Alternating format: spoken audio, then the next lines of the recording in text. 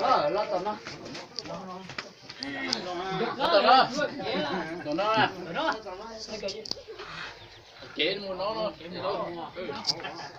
tao nó nè cái thảo nó chế đi à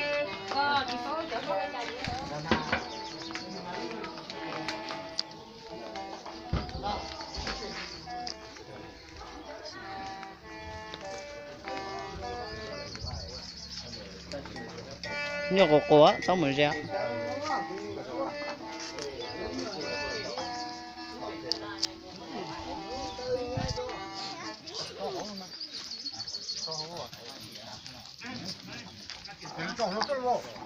Trên này có là trên đảo này. Đúng được cơ. đây kia ra không? Đây cái đó.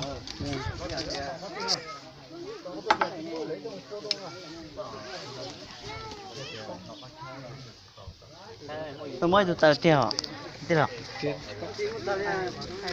Tiền này xếp sang cho ký cho cái đó.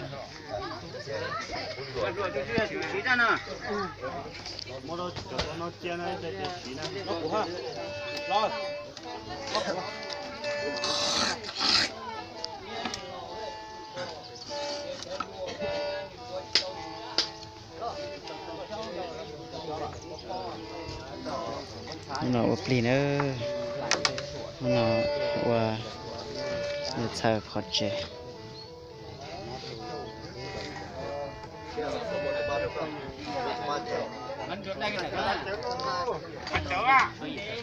bắt chớ mà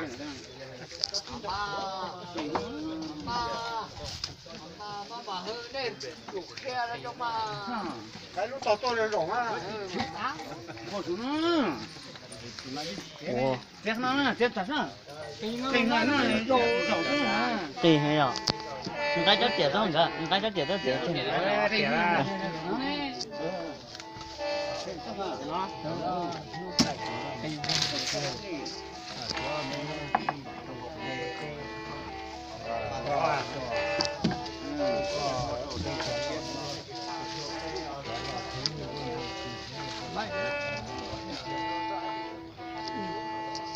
cái lúc tao tôi lên rộng hết á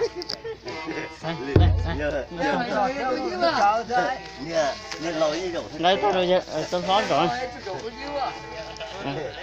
nào chớ này đó này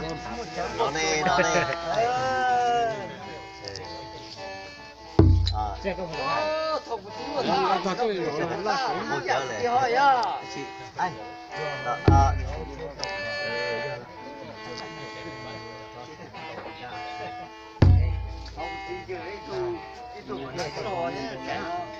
chỉ phải là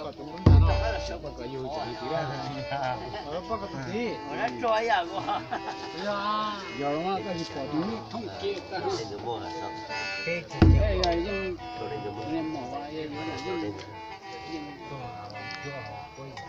tôi bắt đầu tiếp tôi chít trong sông nó đấy tôi được cũng nói tôi thấy cũng nia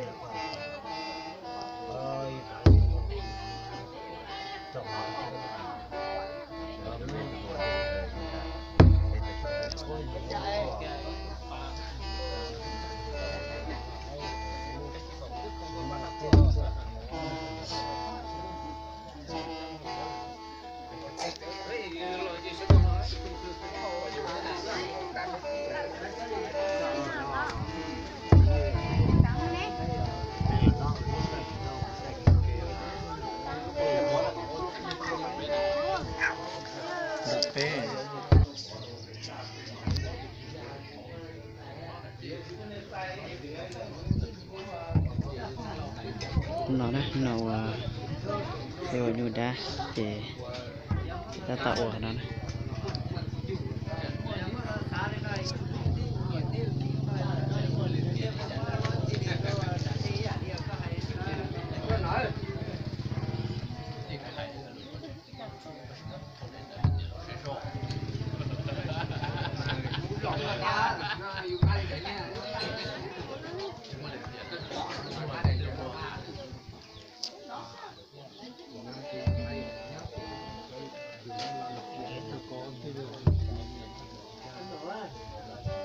cái